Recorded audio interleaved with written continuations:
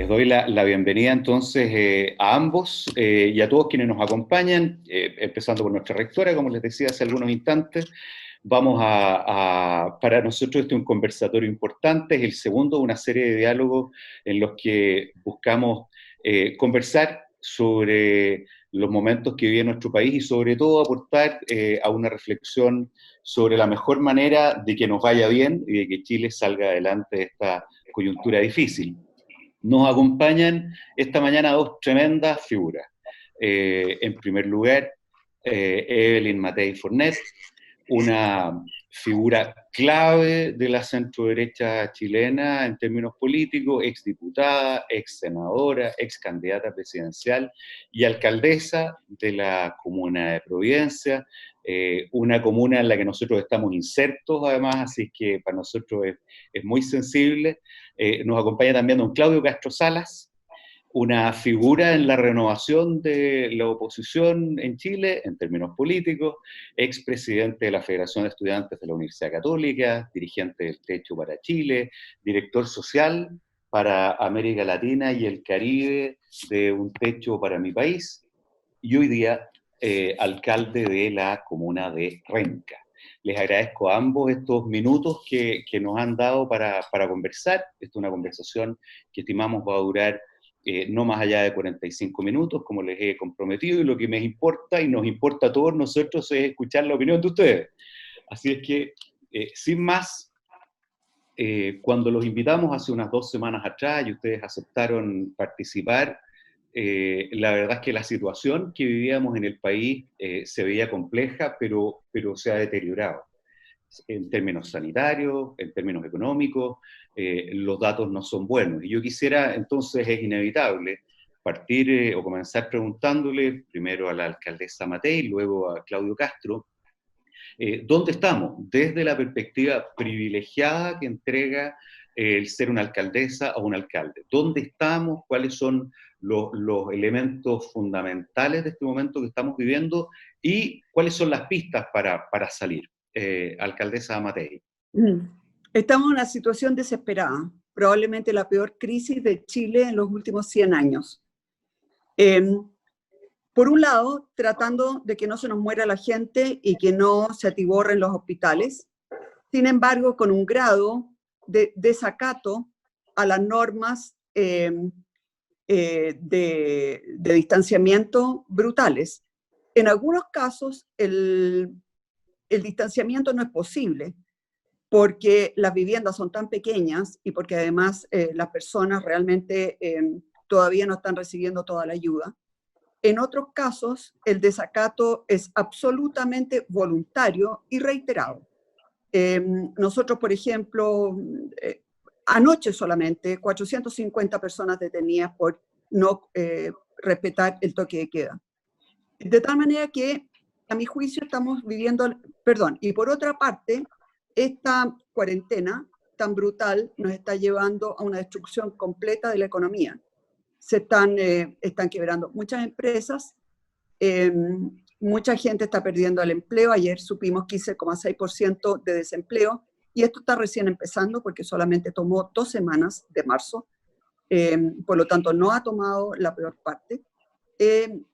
Por otra parte, vemos a los políticos con una incapacidad brutal de poder ponerse de acuerdo, y mucha gente exigiendo que se ponga todo el dinero en la parrilla ahora, lo cual es bastante complejo porque en realidad no sabemos cuánto va a durar esta pandemia.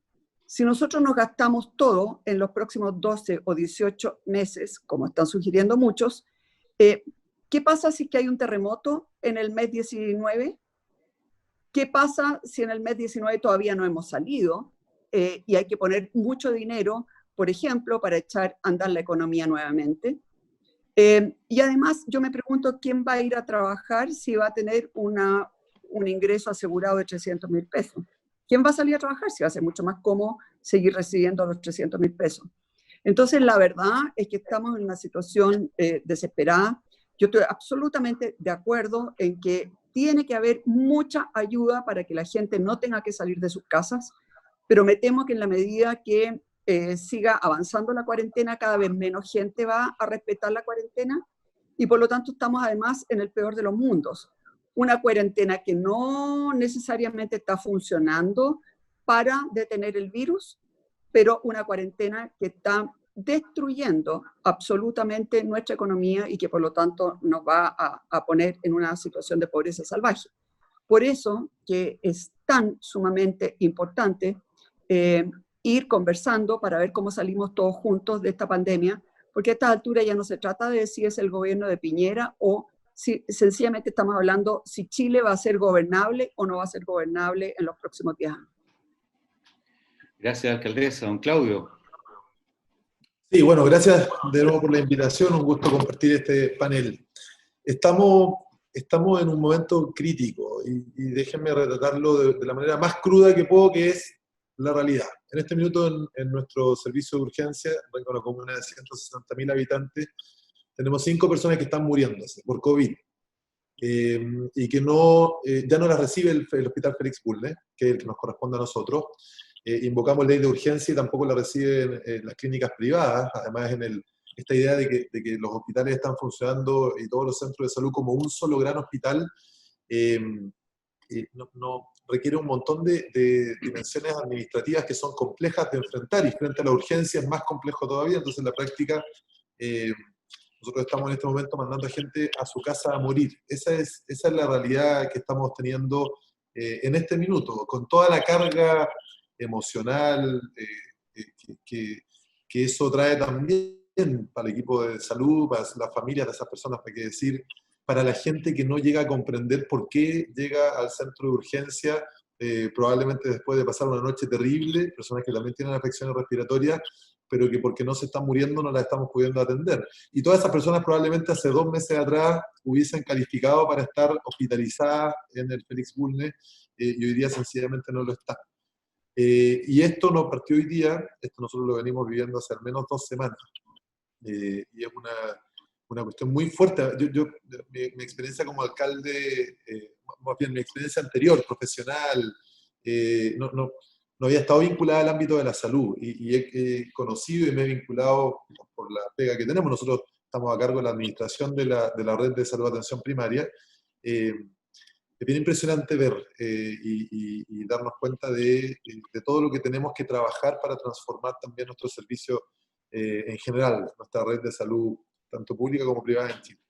Y desde la perspectiva social, yo creo que Evelyn también lo planteaba, al mismo tiempo que estamos en esa situación, estamos repartiendo cajas de mercadería, tanto por los programas del gobierno, este programa Alimentos para Chile, como por una serie de otros programas que nosotros teníamos identificados antes y que estábamos ejecutando con ciertos grupos de mayor vulnerabilidad. Y además una fila tremenda acá afuera en la municipalidad, una fila que los primeros días era a las 7 de la mañana y que por ahí por las 9 se regularizaba. A esta hora todavía tenemos una fila gigantesca que da vuelta a la Plaza Mayor de gente que viene para acá a pedir una caja de mercadería también. Y a mí me ha tocado entrevistarme y conversar con algunas de esas familias que están acá, y muchas tal vez en nuestra semántica regular calificaban como clase media, papá y mamá jóvenes, con los 2 trabajando, los 2 quedaron sin trabajo y pasan rápidamente de ser esta clase media pujante a estar parados en una municipalidad pidiendo mercadería, y además con la frustración de no calificar porque su registro social locales no evidencia la realidad que están viviendo. Nuestros instrumentos de medición y de calificación de la pobreza se actualizan 2 o 3 meses después de que se ingresan los datos, entonces tampoco se está reflejando hoy día. Y eso es una amalgama de angustia, de frustración. Yo imagino que todos hemos visto, los que estamos en Chile, entiendo que hay gente también de otros lugares del continente, varios de los enfrentamientos que han existido en algunas comunas, y perfectamente nosotros podríamos haber tenido esos enfrentamientos acá. Creo que desde que partieron los enfrentamientos en el bosque, de gente que alegaba o que reclamaba más ayuda social, hemos tenido todas las noches prácticamente acá en Renca barricadas, afortunadamente sin enfrentamientos, pero son barricadas de angustia y de frustración.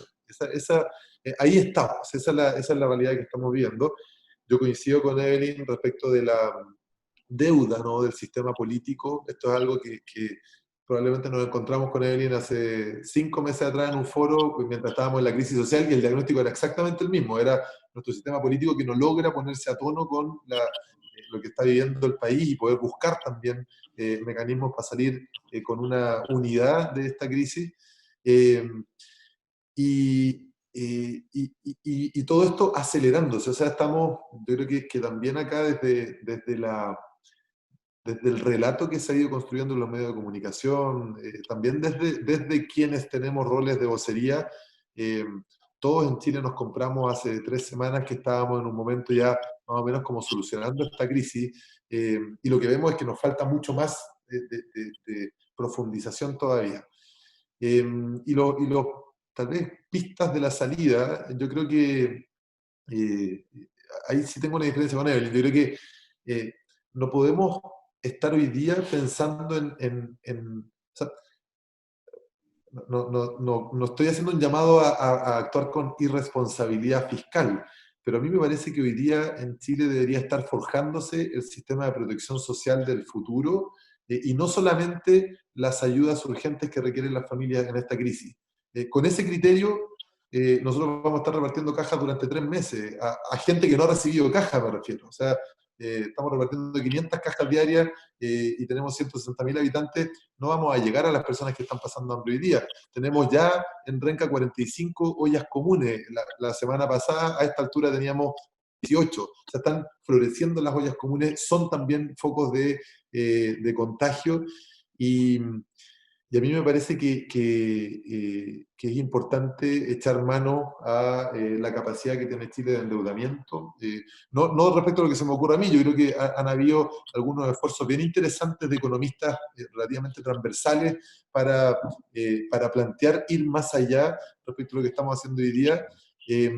Porque no hacerlo, además, o sea, al mismo tiempo que hay que considerar que podríamos tener un terremoto al día 19, tenemos que considerar que podríamos amanecer mañana incendiados, ya no en una, sino que en 10 comunas al mismo tiempo, con gente que empieza a enfrentarse a la fuerza pública porque tiene hambre. O sea, y seguro que habrán agitadores y un montón de otras personas que buscan sacar provecho de eso, pero en lo sustantivo, eso sucede porque hay personas que lo están pasando muy mal. Entonces, el panorama es bien desolador. Y yo creo que la única pista de lo que tenemos que aferrarnos es precisamente lo que está empezando a pasar muy tibiamente hoy día, que es un llamado a la construcción de un acuerdo que permita que distintos sectores sean parte de la construcción de ese acuerdo. Déjenme entrar ahí para preguntarle primero a la alcaldesa Matei, porque políticamente uno de los fenómenos más relevantes del último año, diría yo, es la irrupción de los alcaldes como las figuras más respetadas por la ciudadanía, en paralelo a una caída libre de otras autoridades e instituciones. Entonces, y desde esa posición, ustedes dos han planteado la necesidad de un acuerdo amplio, que inicialmente tuvo poca agua en la piscina y que hoy día más bien pasa a ser un problema de cómo. Entonces, yo primero, alcaldesa Matei, ¿cuál es el contenido, cuál es el método, en qué debiera consistir ese acuerdo que ustedes plantearon probablemente primero que nadie? En primer lugar, nos tenemos que poner rápidamente de acuerdo en cuáles son los costos y los beneficios, por ejemplo, de una cuarentena. Porque nosotros ahora vemos, ¿no es cierto?, que están pidiendo una cuarentena súper amplia para la quinta región. Hay como 800 infectados. ¿No será mejor llevar a esos 800 infectados, por ejemplo, a una residencia y en la medida que se vayan a llevarlos a residencia, que cerrar todas las ciudades y condenar aún a más gente a la pobreza, por ejemplo? Segundo, yo creo que efectivamente tenemos que poner a los mejores economistas a mirar cuánta plata efectivamente tenemos, cuál es la capacidad de endeudamiento, qué pasa, cuánto nos quedaría si es que tiramos tanto, tratar de estimar entre todos más o menos cuánto esto podría durar, ¿no es cierto?, para ver en qué horizonte nos tenemos que gastar ese dinero, pero tengamos claro que probablemente va a estar entrando un nuevo gobierno justo cuando se tengan que empezar a bajar las ayudas sociales. Entonces yo quiero saber quién va a ser el próximo presidente que va a entrar justo cuando se tengan que estar empezando a bajar esas ayudas sociales. O sea, ¿usted cree que se va a hacer una campaña en que alguien pueda decir, efectivamente, yo voy a empezar a bajar estas ayudas sociales? Entonces me parece que fijar esas ayudas sociales para 18 meses es políticamente inviable. Probablemente va a tener que ser más tiempo y probablemente va a tener que haber un acuerdo muy transversal para que en algún momento puedan empezar a disminuirse. Porque lo que yo he visto es que una vez que se da una o dos veces un beneficio, ese beneficio pasa a ser un derecho casi imposible de quitar. Por otra parte, creo que realmente el tema de la educación, el tema de la equidad y el tema también del mal uso de los recursos. No sé por qué te perdí, Sergio, no te veo. Pero yo estoy acá. Ah, ya, está ahí, gracias. Sí. Me estaban echando cualquier cantidad, perdón, y me sentía que le estaba hablando a nadie. No, aquí estamos todos. Gracias. Entonces, mira, por ejemplo, yo te diría que en este momento los alcaldes estamos mejor posicionados que el resto. ¿Por qué? Porque el resto ha caído todos en una corrupción galopante. ¿Y qué te dice que entre los alcaldes no hay una corrupción galopante también? Probablemente todavía eso no se ha mostrado. El día que se empiece a mostrar, hoy día vi que ya habían definitivamente sacado a un alcalde por corrupción en San Carlos. Pero hemos visto también varios otros reportajes de sobreprecios escandalosos, pero escandalosos, son miles de millones de pesos en ¿no es cierto?, la compra de luminaria. Entonces, claro, tú ves el ejército, carabineros, la iglesia, los políticos, todos los empresarios, para qué hablar, todos manchados por corrupción, por ganas de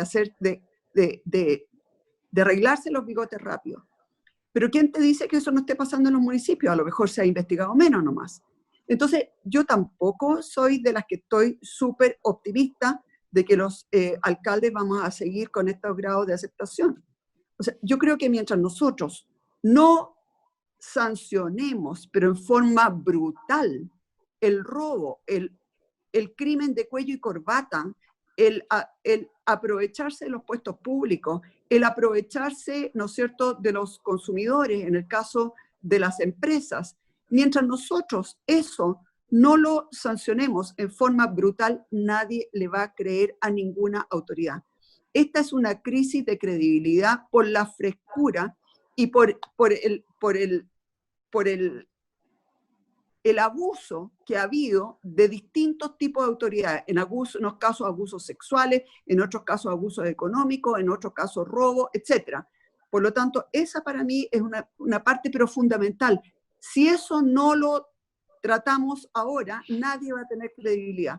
Y finalmente, obviamente, tenemos que ver cómo vamos logrando una sociedad mucho más equitativa. Yo siempre he dicho que mi modelo, por lo menos, son los países nórdicos, en que no solamente se trató de disminuir la pobreza o de derrotar la pobreza, sino que la equidad económica es un objetivo en sí mismo, porque una sociedad que no tiene grados razonables de equidad es una sociedad no cohesionada, es una sociedad en que cualquier problema le va a afectar mucho más a unos que a otros, y por lo tanto hay algunos que no se van a sentir parte del país.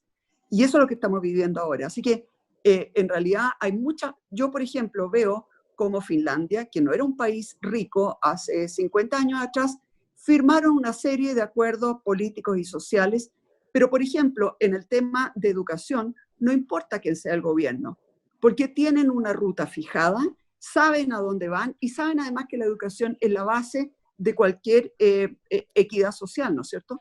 Entonces, hoy día tienen la mejor educación del mundo, pero eso no era así hace 40 años atrás. Mientras tanto, nosotros hemos perdido 40 años y miles de millones de dólares en una reforma educacional tras otra, todas las cuales han sido un completo fracaso, porque la educación hoy día sigue siendo tan inequitativa y tan mala como hace 40 años atrás. Claudio, cómo construimos este contenido, este acuerdo? Y yo me imagino que te hace mucho sentido la parte final de la intervención de la alcaldesa Matei en torno a la equidad, que en Renca es un tema particularmente sensible. Sí, mira, bueno, lo primero respecto a esta idea de los alcaldes o las alcaldesas que de alguna manera fuimos como los sobrevivientes de la crisis, ¿no? De confianza precisamente, yo creo que es algo que hay que tomarse con harto cuidado, porque esto era algo así como que en el país de los ciegos el tuerto es rey. No es que los alcaldes Así es. seamos espectaculares y la valoración sea muy alta, sino que más bien somos los menos malos, los menos mal evaluados, pero igual con unos rangos de evaluación positiva que están muy bajo de lo que uno esperaría. Yo creo que esa sobrevivencia se identifica también porque el sistema municipal en Chile es un reflejo de la misma inequidad que decía Evelyn. El sistema municipal tiene capacidades, atribuciones y también fuerza económica muy distinta dependiendo de la población que atiende. Correlaciona mucho los lugares donde está la población más rica, tienen también las municipalidades más ricas y tienen también un aporte en servicios públicos que ni siquiera dependen de la municipalidad, sino que del gobierno central, que es mayor todavía. Y eso genera cierta empatía. Un vecino de Renca sabe también que la municipalidad de Renca no tiene los recursos para poder cubrir todas las necesidades que tenemos. Empatiza con eso y al mismo tiempo trata bueno, acceder a lo que puede desde acá. Yo creo que la construcción primero que todo, hay una cuestión de tono, también respecto de cómo se administra esta crisis. Yo no soy ni epidemiólogo, ni creo que tengo ninguna solución respecto de la situación que estamos viviendo. Pero sí creo que la forma en que se van avanzando a los distintos niveles de esta crisis y el tono también en el que se va anunciando la realidad nacional del país, tiene que cambiar. Por ejemplo, el mismo ejemplo de lo que pasa en la quinta región. Yo lo que veo es un camino súper divergente. Hoy día en la mañana salieron 3 alcaldes de la quinta región que dieron positivo en COVID y que salen además tipo mártires diciendo nosotros dijimos que había que hacer una cuarentena total. Insisto, yo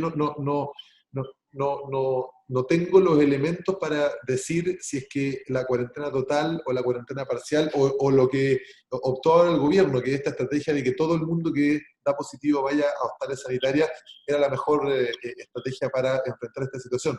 Lo que sí sé es que esta situación del gobierno o la autoridad sanitaria hablando por una parte, los alcaldes hablando por otra parte, los expertos hablando por otra parte, ha hecho mucho daño. Y ahí eso pone en evidencia esta falta de coordinación, de poder unir todos los eslabones de esta cadena para poder enfrentar la situación de manera distinta. Es distinta juntarse antes, plantear todas las cartas sobre la mesa y decir, mira, considerando todo esto y con los antecedentes que tenemos, vamos para allá. ¿Qué les parece? Sí, perfecto, modifiquemos esto, salgamos juntos a plantear esta situación en la crisis más grande que tenemos y que requiere unidad. Sí, vamos. Yo sé que el tiempo escasea y estoy simplificando una discusión que puede ser compleja, pero hay una cuestión de disposiciones y tono que es relevante asumir.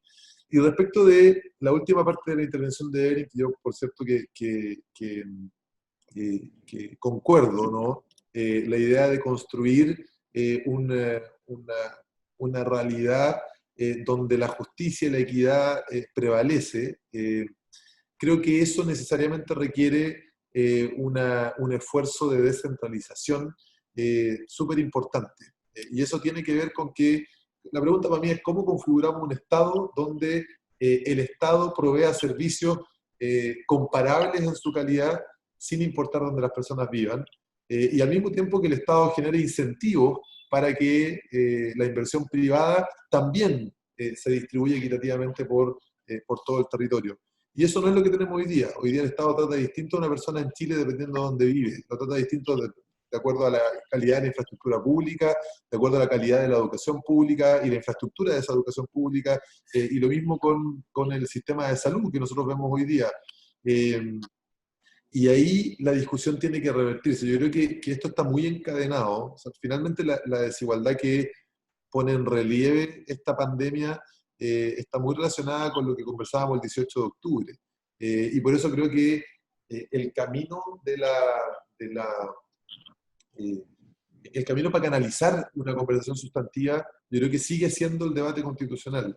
Y más que verlo como una amenaza que puede poner en cuestión la unidad y el ánimo que necesitamos para sortear esto que está sucediendo, yo creo que debería ser considerado el canalizador en positivo de las preguntas que tenemos que responder. Por ejemplo, o sea, si la solución es construir un estado de bienestar a la sistema nórdico, por cierto que yo creo que serían muchos y muchas las que se sumarían a ese objetivo. El asunto es cómo generamos las condiciones para que eso suceda.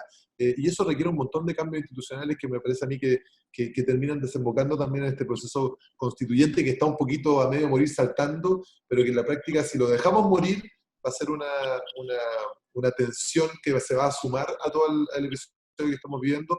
Si lo canalizamos bien, podría ser una buena forma de salida, no solamente de la pandemia o de la situación post-pandemia, sino que también de la realidad pre-pandemia, que ya era muy compleja en el país y que venía detonando una serie de conflictos sociales importantes. Alcaldesa, es una ruta para avanzar, como plantea el alcalde Claudio Castro, la ruta constitucional en los temas que usted acaba de señalar? Puede ser y puede no. Si vamos a tener en el proceso constituyente a personas como las que tenemos hoy día en la Cámara de Diputados, no veo que vayamos a avanzar nada. O sea, va a estar todo de nuevo politizado, va a estar todo de nuevo que no se pueden conversar unos con otros y que tratan de pasarle la planadora unos a otros y que si no es... O sea, yo siento, digamos, que hay un ánimo de poca conversación y de poca colaboración que es brutal.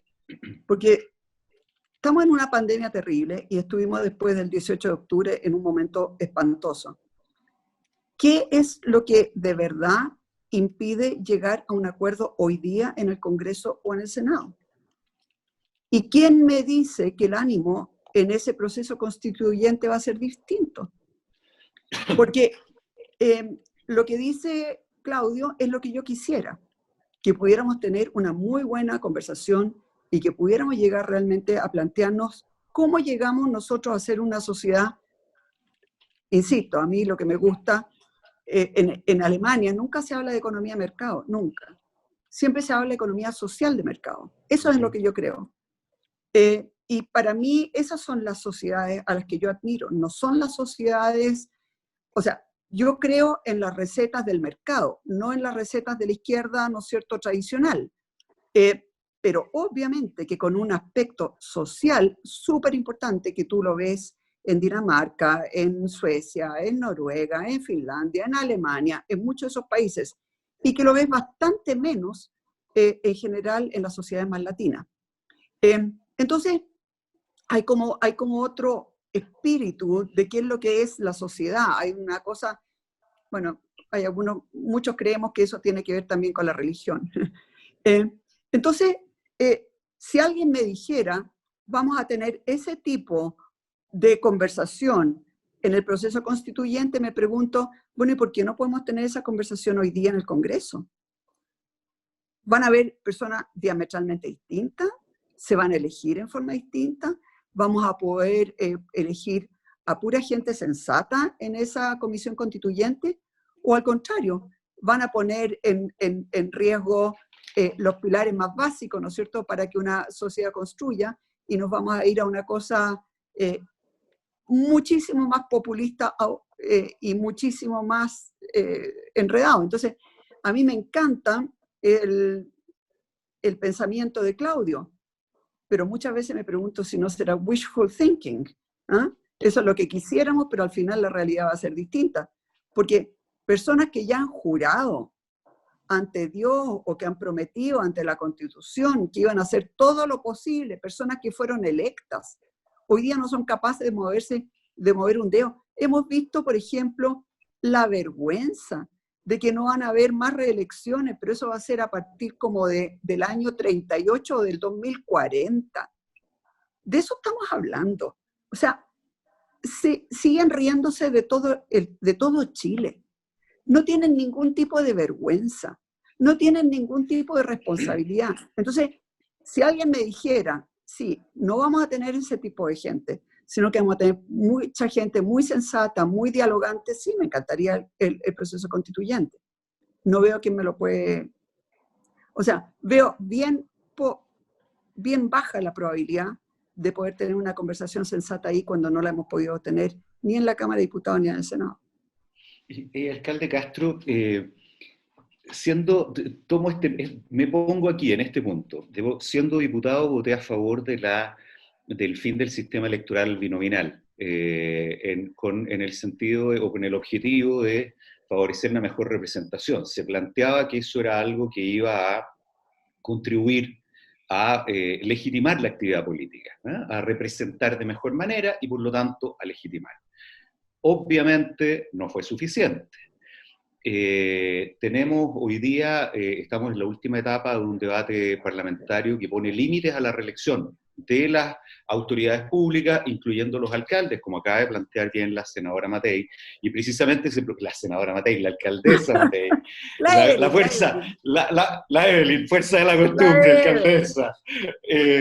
Bueno, y precisamente hay un debate por la retroactividad o no retroactividad de este límite, pero yo lo que recojo de lo que dice mi alcaldesa es que esta no es por ningún lado una bala de plata. O sea, el problema de fondo pareciera ser fortalecer la calidad de la política y facilitar una renovación constructiva de la política. ¿Cómo ir en esa dirección? Usted era militante de un partido político, la Democracia Cristiana, que también fue mi partido político, y sin embargo usted, siendo una figura joven, renunció. Entonces, a mí lo que no me suma en esta conversación es que figuras de prestigio público y reconocidas en sus funciones, sin embargo, plantear un cuestionamiento de la actividad política que es consistente con lo que experimentan muchas personas en el país. Pero ¿cómo salimos? ¿Cuál es la fórmula? Porque esto requiere política, no requiere eliminar la política. Don Claudio, perdone que le tire una pregunta tan difícil, pero es que la alcaldesa la dejó puesta. Sí, no, está bien. Mira, con Evelyn nosotros conversamos mucho, especialmente en el momento de post-18 de octubre, tratando precisamente de buscar estos puntos de acuerdo. Y lo habíamos conversado también, pero yo noto una visión de mucha desesperanza. Evelyn tiene mucho más carrera de política que yo y conoce además mucho más profundamente el Parlamento, especialmente donde yo no tengo experiencia, y ha sido protagonista de la construcción, además de acuerdos políticos importantes en Chile. Pero si Evelyn Matei cae en esa desesperanza que yo escucho ahora y que no es primera vez que la escucho, efectivamente ahí uno empieza a creer que no tenemos por dónde salir. Yo creo que de algo nos tenemos que agarrar, y creo que eso pasa... a ver, yo sí creo que un acuerdo del actual Parlamento, o sea, no podemos despegar esto de lo que ha sido la historia del último año de Chile.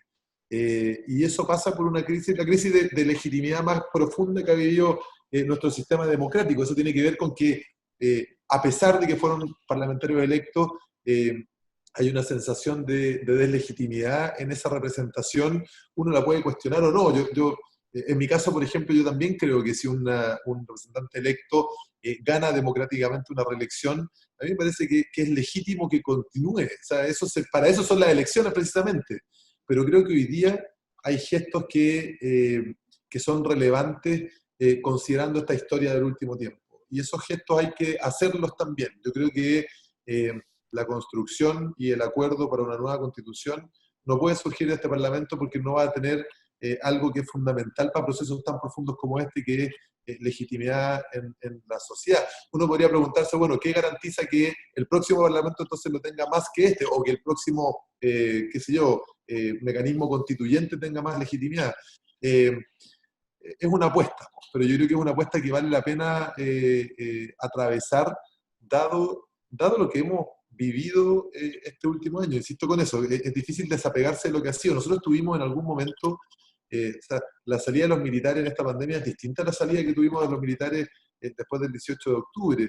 Y yo creo que todavía está en la memoria ese día, no me acuerdo, era un día martes creo, cuando el presidente habla casi a las 12 de la noche, que podría, o sea, finalmente hace una convocatoria, un acuerdo nacional por una nueva constitución, pero el mensaje podría haber sido distinto y tal vez estaríamos en otra historia. O sea, tuvimos a momentos muy cercanos, yo creo, de quiebres institucionales, sin ponerle dramatismo, sino que hablando de lo que fue el momento que vivimos. Y, y eso requiere entonces una construcción distinta. Yo creo que eso pasa por estos símbolos y estos gestos que son relevantes hacerlo, y lamento también que después de la discusión que se ha dado en el Parlamento, el proyecto, por ejemplo, de reelección termina, las señales al final, bueno, lo dijo Evelyn, pues no hay por dónde, o sea, si estos no son capaces de ponerse de acuerdo, ¿qué más queda? Y por eso es que yo vuelvo al proceso constituyente. Yo creo que una de las gracias de este proceso es que se inicia con un presidente de una coalición que no era la que precisamente estaba empujando este proceso constituyente.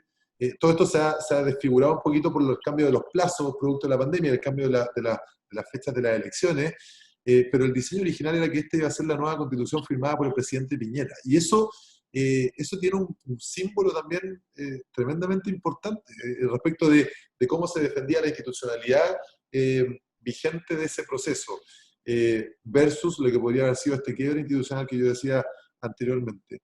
Y respecto es verdad, yo renuncié a un partido político porque dejé de creer que ese partido político era el espacio donde yo podía contribuir de mejor manera al debate público y me sentía cada vez más lejos de la posición que defendía. Sin embargo, yo sigo creyendo que ese partido político, la DC en particular, es fundamental para el diálogo político hoy, y yo espero además estar en otro conglomerado. Yo no soy un lobo solitario para enfrentar el futuro político creyéndome que me la puedo solo. Entonces, yo espero aportar también con mi militancia. Hoy día no es algo que esté pensando porque tengo la cabeza en cualquier otra parte en medio de esta pandemia, de esta crisis social, pero sí me parece a mí que lo colectivo es fundamental para construir país. Y parte de lo que estamos viendo hoy día tiene que ver también con un proceso de crisis de los partidos políticos que se arrastra hace mucho tiempo. Nosotros pasamos la crisis del financiamiento electoral, la crisis de situaciones de... Bueno, todas las que dijo Evelyn hace un ratito, las vivieron los partidos políticos y eso fue mermando también esa posibilidad. Creo que han surgido partidos nuevos en el último tiempo que están empezando a consolidarse. Esa parte pasaron o han pasado por la parte de criticarlo todo y ahora están empezando a enfrentarse a lo que significa administrar el poder también. Me parece que eso es una buena noticia, más allá de que uno puede estar más cerca o lejos de esos partidos, ya dejan de ser los novatos en política, y eso configura un escenario distinto, que tenemos que aprovechar más este ánimo que hay que construir. Por eso yo decía que no es menor que se esté empezando a fraguar un ánimo para la construcción de un acuerdo nacional. Pero ese acuerdo nacional no puede ser la invitación de un sector a otro sector a que se sume al acuerdo que yo te propongo, sino que tiene que ser un acuerdo donde todos los sectores que participan de este acuerdo se sientan que lo están construyendo y que están siendo protagonistas, no que llegan a ponerle la firma nomás. Y eso es fundamental entenderlo en este momento. Y creo que en eso la primera responsabilidad la tiene el gobierno. No la tiene la oposición, la tiene el gobierno. Y la forma en que se hace el llamado, el espacio que se genera, los gestos que se promueven, son súper importantes. Y yo, desde la oposición, voy a tratar de que esos guantes sean recogidos, porque no recoger el guante tampoco, incluso aunque no sea el llamado y el símbolo y el gesto que yo esperaría, ahí sí sepultar cualquier opción de que nosotros podamos enfrentar esta reconstrucción que se va a requerir después de las dos crisis que estamos viviendo, y eso sería el caos. Yo no tengo ninguna duda que los vamos a ver a los dos de alguna manera metidos defendiendo la necesidad de ese acuerdo. Escuché a la alcaldesa ayer en algún canal de televisión expresar una confianza ilimitada en los chilenos, más que en algún sector político en particular para enfrentar esto, y es lo que le he escuchado también a Claudio Castro. Yo procuro en esto ser breve porque lo bueno, breve, para quedarnos con el gustito, y para no además aprovecharnos del tiempo de ustedes en exceso. Entonces yo les quiero pedir, lo hicimos con Gonzalo Cordero y Gloria de la Fuente, que nos acompañaron en un diálogo anterior. Les quiero pedir que pudieran recomendarnos, sugerirnos alguna lectura para estos días en donde a veces uno en realidad prefiere ver una serie y relajarse, y no estar en Zoom. Pero alguna lectura que nos puedan recomendar a quienes estamos esta mañana siguiéndolos con tanta atención. Cualquiera de Yo los tengo dos tres. aquí. Vamos. Yo tengo tres entretenidas. Ya. Una se llama Justicia, de Michael Sandel.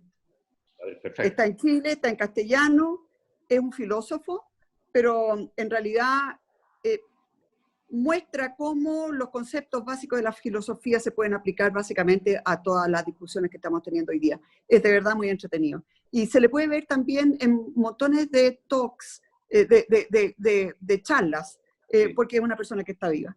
El otro que me encanta, que se llama Pequeño Tratado de las Grandes Virtudes, que se llama de André Comte Sponville. También está vivo, es un francés, también filósofo, pero es más bien cómo uno aplica las virtudes. Al final él dice la virtud es una forma de ser, pero cómo la aplica y cómo haces tú cuando hay dos virtudes que están en choque. Es muy cortito, fácil de leer, pero de verdad forma mucho. Y el tercero es un tremendo libro, que es una biografía de Churchill, de ¿cómo se llama? Andrew Roberts. La verdad es que Churchill fue un tipo increíble. Todo el mundo se acuerda nomás de una parte de él, de la parte de la guerra y el puro y toda la cuestión, pero es una persona súper rara, compleja, con 1000 aspectos en su vida, escribió historia, aprovechó todos los amantes que tuvo su madre para tener buenos puestos en su vida, casi se murió, casi lo mataron varias veces, y tuvo un momento de gloria porque en realidad la historia lo puso ahí, pero podría haber sido un fracaso completo, se cambió no sé cuántas veces de partido, o sea, es un hombre, es un ser humano, con todas sus virtudes y con todos sus defectos, pero muy entretenido. Así que, pero más, Justicia yo creo que hay que leerlo, y el Pequeño Tratado de las Grandes Virtudes yo creo que hay que leerlo. El otro es pura entretención. Por lo mismo hay que leerlo. También. Claudio. Ya, pues yo tengo uno. Estoy contento porque me leí 2 de 3 de los que dijo Evelyn, así que Los dos primeros. me falta, no, el primero y el último. Yo ¿No has leído El Pequeño Tratado? No lo he leído, lo voy a leer. Es muy bueno. Yo estoy también en el tiempo de la serie, además yo tengo 2 enanos chicos, entonces llego a la casa y ya no tengo tiempo, entonces mi relajo es ver un par de series, pero un libro que me leí hace poco porque me lo regalaron uno de los autores es Idealistas sin ilusiones, que son conversaciones con José Salaquet, con Pepe Salaquet, que además acaba de fallecer. Tremendo personaje además del mundo de los derechos humanos y de la cultura también en Chile. Y yo lo recomiendo porque yo creo que mira, yo no viví el tiempo de la dictadura, pero era muy chico y no me acuerdo. Y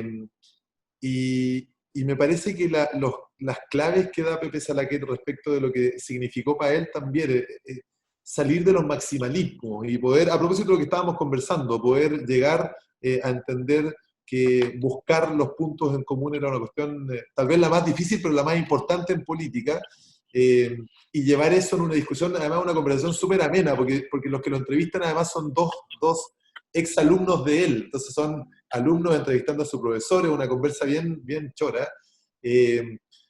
y él se siente, yo creo que también hablando como un poco, dejando parte de su aprendizaje, hablando como un profe que le habla a los alumnos, pero ya no solamente de una perspectiva académica, sino que también bien cariñosa. Entonces, me parece que es un libro que ayuda a ponerse en esa dimensión de lo que significa poder buscar acuerdos, poder dejar de pensar lo peor del otro y tratar de identificar también dónde yo construyo con el otro, y con visos de cultura que Pepe Salaqueta además los tenía súper desarrollados. Todas las noches antes de dormir se tuiteaba una Sí, pues. obra, y eso también es un tremendo personaje, me parece además muy relevante para el tiempo que estamos viviendo y además muy contingente por lo que significó su vida y su muerte hace poquito.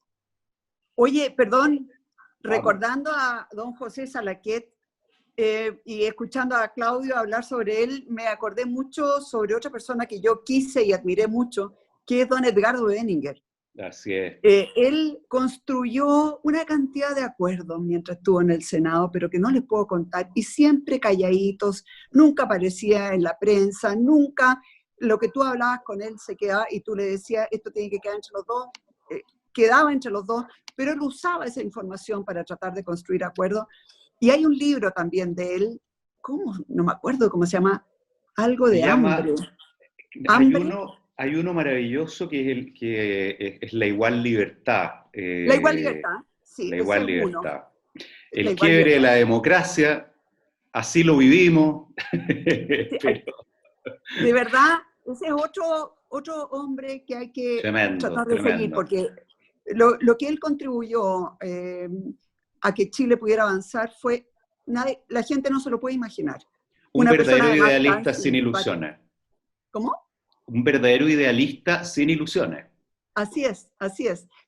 Y él siempre decía, yo prefiero avanzar 5 pasos en la dirección correcta que decir, no, si no avanzo 20, no avanzo nada. ¿Te fijas? Sí. Y yo lo quise mucho. Y él de repente me decía, Evelyn, que eres tan dura. Y yo aprendí mucho de él. Pero ¿de dónde habrá sacado él esa impresión?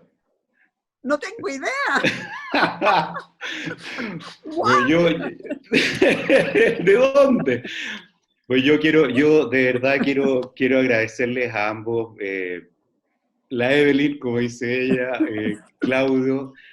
Para nosotros como universidad es un tremendo privilegio compartir estos minutos con ustedes. Para mí en lo personal, compartir con dos figuras que admiro y respeto política y humanamente es un privilegiazo, así que se los agradezco mucho a todos quienes nos han acompañado esta mañana también, y desearles el mayor de los éxitos y decirles que nosotros como universidad nos sentimos ciudadanos muy comprometidos con este país, muy comprometidos con el diálogo, y desde nuestra aproximación laica y pluralista a los temas que tiene que enfrentar y a los desafíos que tiene que enfrentar Chile, van a contar siempre con nosotros en esta búsqueda de bien común, que es lo que finalmente nos une a todos. Así que muchísimas gracias por acompañarnos, paciencia, fuerza, ánimo, y a todos los que nos han seguido también, un abrazo grande y nos vemos en la próxima ocasión. Muchas gracias, buenos días. Muchas gracias. Sergio, cariño, Claudio. Chao. Gracias, buen día. Chao, gracias. Muchas gracias. Gracias.